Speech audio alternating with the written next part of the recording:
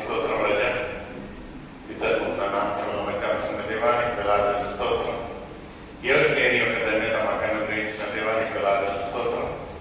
మాకంటే గొప్పవారు, మాకంటే ఉన్నతమైన ఒక స్థాయిలో ఉండేవాళ్ళు ఈ యొక్క దినం యొక్క క్షణం చూడలేక గతించిపోతుండగా ఈ యొక్క యోగ్యత లేని వాళ్ళు ప్రభు అయిన ప్రభావ మీరు మమ్మల్ని ఎంతగానో ప్రేమించి సజీవ లెక్కలేసి మీ యొక్క సన్నిధిలో నడిపించిన విధానం కొరకు మీకు వేలాది స్తోత్రం ప్రభావ.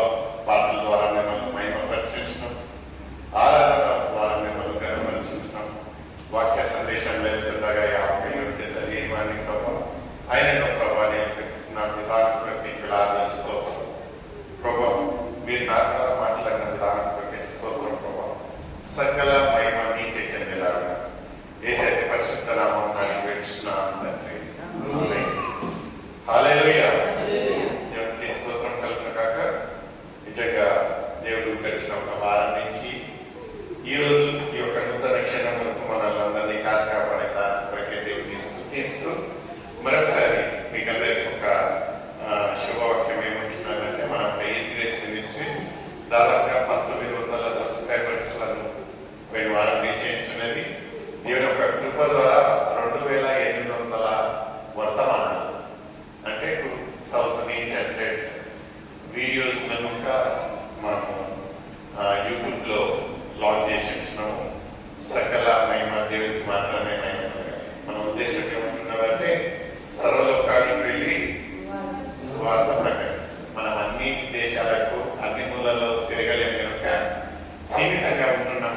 అయితే టెక్నాలజీ ఎంత అడ్వాన్స్ ఉంటున్నదంటే దేవుని యొక్క కృప ద్వారా ఈ యొక్క 4 గోడలలో జరిగే ఒక విషయాలను మనము ప్రపంచం మొత్తాన ఈ యొక్క యూట్యూబ్ సాధనంగా మనకు దీనికి లాభం ఏం లేదు, బట్టి దేవునికి మాత్రమే మహిమ కలుగును. హల్లెలూయా, హల్లెలూయా. నిజంగా ప్రియమైన సోదరి సోదరుడా, నేను చెప్పిన రీతిగా పోయిన వారము మనము దేవుని యొక్క సన్నిధిలో మన ఒక ప్రత్యేకత ఏముంటున్నది, who are we in the presence of God. దేవుని యొక్క సన్నిధిలో మన ఒక స్థానం ఏముంటున్నది, ఎలా ఉంటున్నది అనేది మనం ధ్యానించున్నాం. నిజంగా దేవుడు ఎంతో చక్కగా నడిపించున్నాడు. ఈ రోజు ఏముంటున్నదంటే మనము క్రైస్తవ బిడ్డలుగా దేవుని యొక్క సన్నిధిలో మన ఒక యాత్ర ఎలా ఉంటున్నది. అందరికీ తెలిసిన రీతిగా మనము విశ్వాసులము, దైవ సేవకులము, లేకపోతే దేవుని బిడ్డలం అంటే మనకు రాబోయే రోజులలో శ్రమలే. ఎందుకంటే దేవుడు ఏమంటా ఉంటున్నదంటే, మీకు ఇది కొత్త ఏమో కానీ మీకంటే ముందుగా లోకం నన్ను ఏం చేసిస్తున్నది, విమర్శించుతున్నది. సో మనకు ఇదంతా ఒక కొత్త రకంగా ఉంటున్నదేమో కానీ అయితే నిజంగా ప్రియమైన సోదర మన ముగింపు ఎంత గొప్పగా ఉంటున్నది అనేది మనం రాబోయే రోజుల్లో. ఎందుకంటే మనం ఇక్కడ యాత్రికులు మాత్రమే, ఇంతలో మాయమైన జీవితాన్ని జీవిస్తా ఉంటున్నాం. శాశ్వతంగా ఇక్కడే. అయితే మన యొక్క జీవిత గమ్యం వరకు మన యొక్క సాక్ష్యాన్ని మనం కాపాడుకున్నట్లయితే నిజంగా రాబోయే రోజులలో దేవుడు మన కొరకే ఏర్పాటు చేసిన ఒక బహుమానాలు కన్నులు చూడనివి, చెవులు వినని అంత గొప్ప విషయాలు ఉన్నాయి. ఈరోజు కొలస్సీయులకు రాసిన పత్రిక 3వ అధ్యాయము 1వ వచనం నుంచి మనము ధ్యానిస్తామండి. నిజంగా క్రైస్తవ బిడ్డలుగా, విశ్వాసులుగా, దేవుని ఒక పిల్లలుగా మన ఒక జీవన యాత్ర మనం ఎలా జీవిస్తా ఉంటున్నాము, మన ఒక జీవన శైలి అంటే the life style of the Christian life ఎలా ఉంటున్నది అనేది మనం ఇక్కడ దాన్ని చదువుతా ఉంటున్నాము. 3వ అధ్యాయము 1వ వచనం నుంచి తీసిన సర్వీస్ సహకరించండి.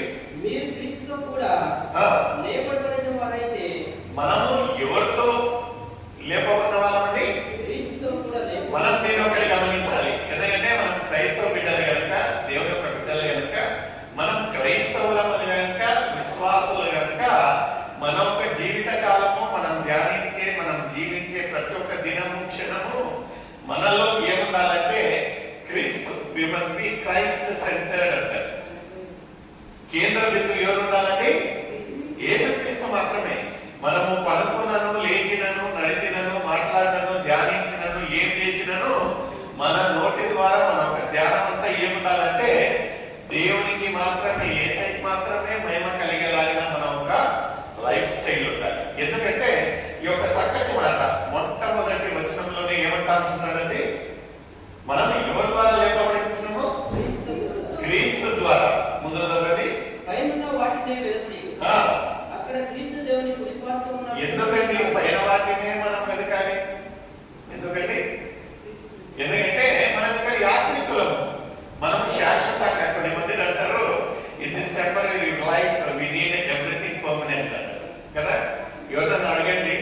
మీకేం కావాలంటే ఏం బ్రదర్ బాగా ఇంట్లో ఉంటున్నాను, ఒక పర్మనెంట్ ఇల్లు లేదంట.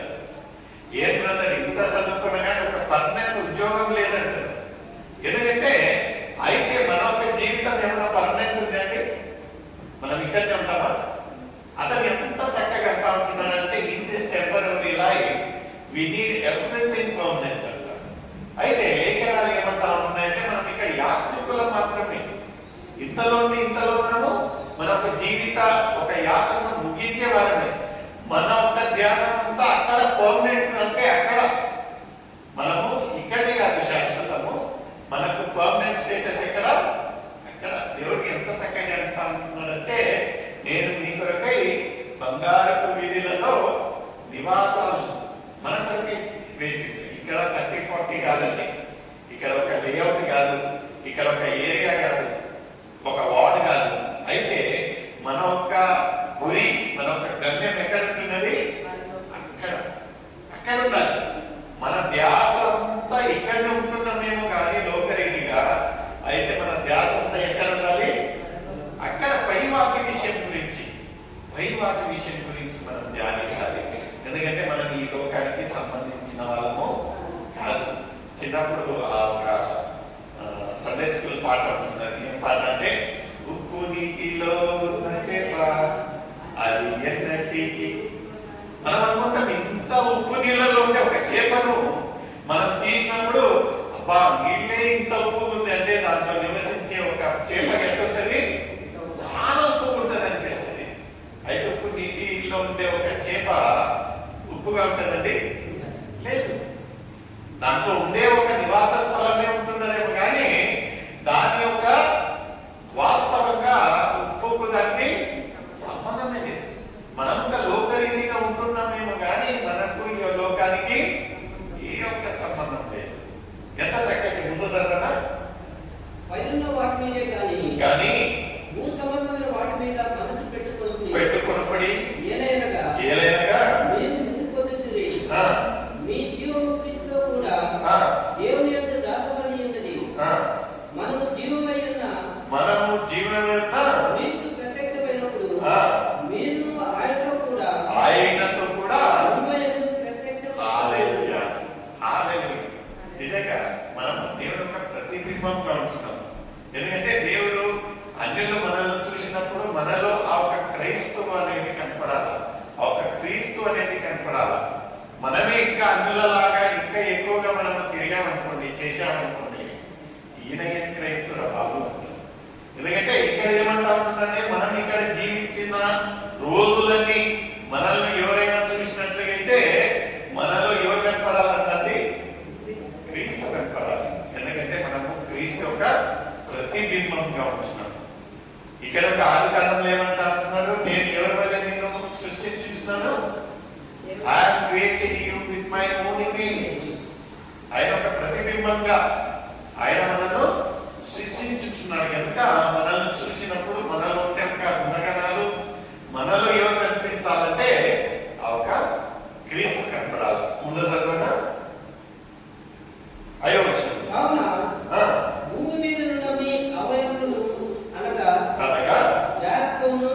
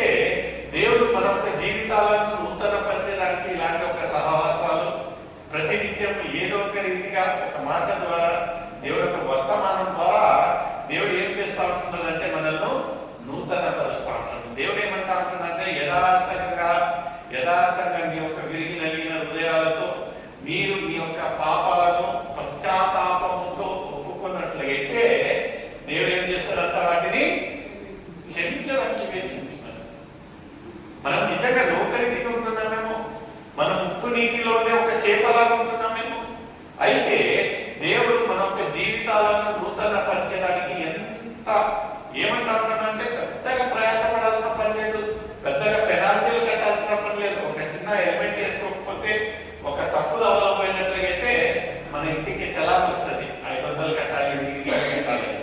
అయితే దేవుడు మనము ఉదయాన్నే లేచిన దాని నుంచి రాత్రి పడుకునేంత వరకు మనం చేసే ఒక క్రియలు ఒక్కసారి మనల్ని మనం ధ్యానిస్తున్నట్లయితే దేవుడికి ఎంత ఆయాసకరమైన క్రియలు చేస్తాం, ఎంత వ్యతిరేకమైన క్రియలు చేస్తాం.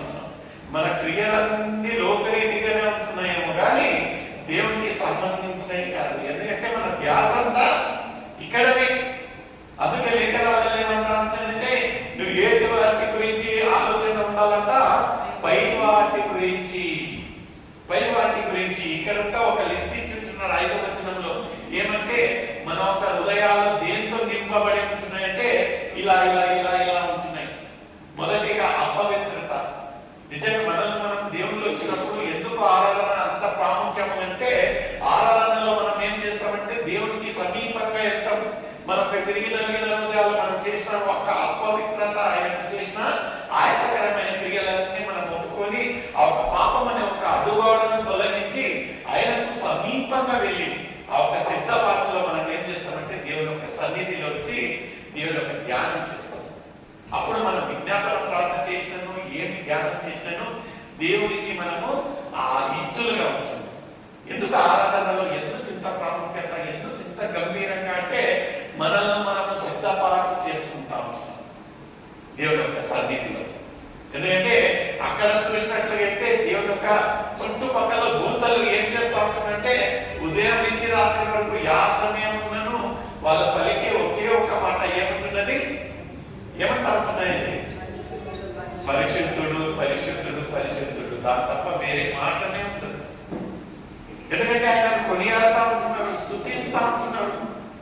నిజంగా ప్రియమైన సోదర విశ్వాసులుగా ఒక క్రైస్తవ బిడ్డలుగా దేవుడు మన యొక్క జీవిత యాత్ర మనం ఎలా ఉండాలి అనే దానికి ఎంత చక్కగా ఆలోచన ఏముంటున్నదండి. మనలో ఇంకా మనం లోకరీతిగా ఉన్నట్లయితే ఈ యొక్క ఆలోచన ఏముంటున్నది ఒకసారి చదవమ్మా.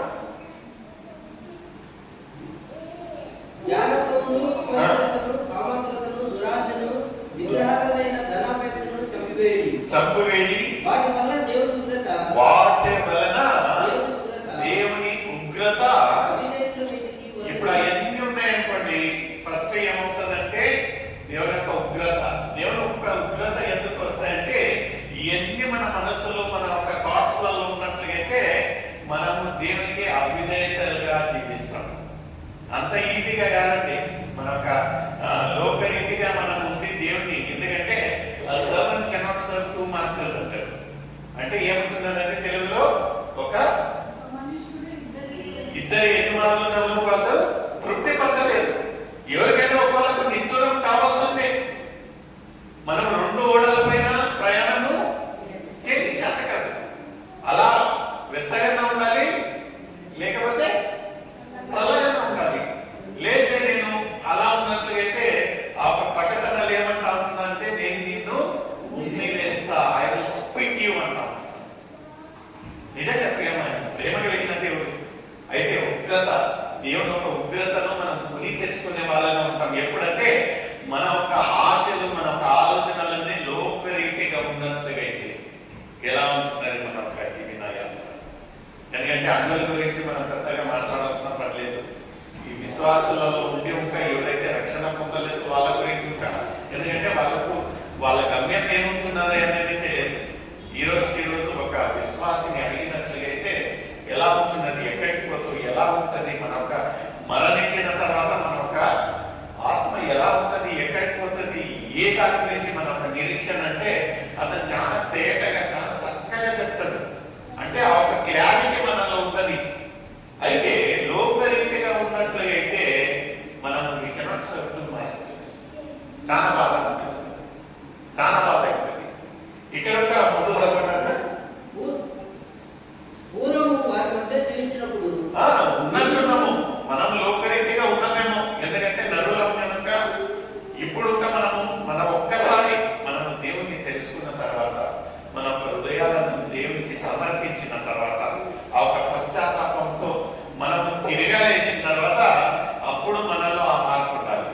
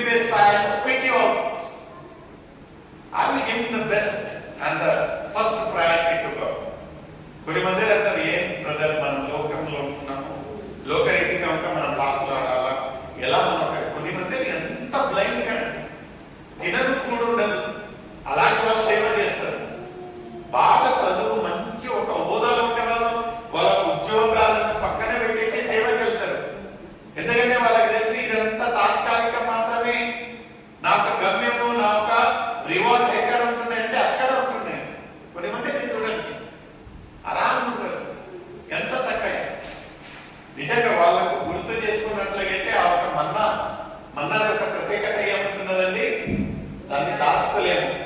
ఆ రోజు ఆ రోజుకి దాచుకున్నట్టు ఏమైతుంది? పురుగులు పడతాయి. చూడండి ప్రియమైన సోదరుడా, ఆత్మీయులుగా ఒక విశ్వాసులుగా మన యొక్క జీవితాలు ఎలా ఉన్నాయి?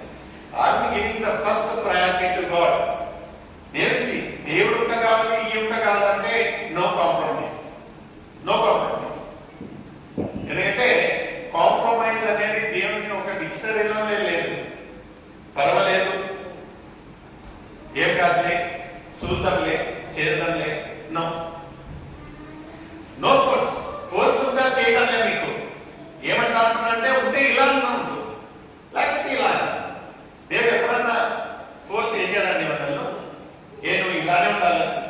ఈ జీవిత ఫ్రీ విల్, మనకు ఒక చాయిస్ ఇచ్చి ఉంటున్నాడు. ఎలానే ఉండు, నీకు నిత్య జీవం కావాలా, ఇలా రెండే రెండు దారులు. ఏ దారి కావాలి? మనల్ని అడుగుతా ఉంటున్నాడు. Is a pure gentlemen. Gentlemen మన హృదయం దగ్గరికి వచ్చి ఆ ఒక తలుపులు తగ్గతాను దూసుకొని రాదమ్మా. నా బిడ్డ కదా, నాకు ఆ స్వేచ్ఛ ఉంది అని దూసుకొని రాదమ్మా. అతను ఏం చేస్తా ఉంటున్నాడంటే is knocking at a door. మనం ఆహ్వానిస్తే, దానికి అవకాశం ఇస్తే మాత్రమే వస్తాడు, లేకపోతే రాడు. పౌరుషం కలిగిన దేవుడిని మనం సేవిస్తా ఉంటున్నాం. ఎలాంటి దేవుడిని సేవిస్తా ఉంటున్నాం? Are giving the priority to God. ఎలా ఉంటున్నారు మన యొక్క జీవితాలు? నిజంగా ప్రియమైన సోదరులు, ఒక చిన్న ఉదాహరణ చెప్తాండి. ఒకరోజు ఒక పెద్ద ధనవంతుడు ఎంత ఆస్తిని, ఎంత అమూల్యమైన ఒక వస్తువులను ఆయన ఏం చేశాడు, కలెక్షన్ చేశాడంటే నిజంగా వాటన్నిటిని ఒక్కొక్క వస్తువు కొన్ని కోట్లకు సంబంధించిన ఒక వస్తువులు ఎక్కడ లేని ఈ యొక్క ప్రపంచంలో ఉండే అతి రేరెస్ట్ అటాటి వస్తువులను ఈయన ఏం చేశాడంట, కలెక్షన్ చేశాడంట. ఆయన ఏం చేశాడంట, నేను ఈ యొక్క ప్రపంచంలో అందరికీ ఇన్విటేషన్ పంపుతాను. ఈ యొక్క కలెక్షన్ నా తర్వాత ఎవరికైనా పోవాలి, ఎవరికైనా కావాలి, సొంతం చేసుకోవాలంటే ఈ యొక్క ఆప్షన్ వచ్చి మీరు పాడచ్చు. ఎవరికి ఎక్కువగా బిడ్డింగ్ అవుతుందో, ఆప్షన్ అనక ఎవరు ఎక్కువగా దాన్ని బిడ్ చేస్తారో, పాడతారో వాళ్ళకు సమానం. అలానే ప్రపంచంలో ఉండే అందరూ ప్రాముఖ్యమైన మంచి కలెక్టర్స్, మంచి డబ్బులు ఉన్న ఒక వ్యక్తులందరూ అక్కడికి వచ్చారంట. అందరూ వచ్చినాక అక్కడ డిస్ప్లేలో పెట్టారంట. డిస్ప్లేలో అన్ని గొప్ప గొప్ప ఐటమ్లు, వాళ్ళ ఊహలకు ఒక అందని ఒక అంత గొప్ప వస్తువులను అక్కడ చూస్తా ఉన్నారు. నిజంగా ఇవన్నీ మేము సొంతం చేసుకోగలమని అందరూ కూర్చొని ఉంటే ఆయన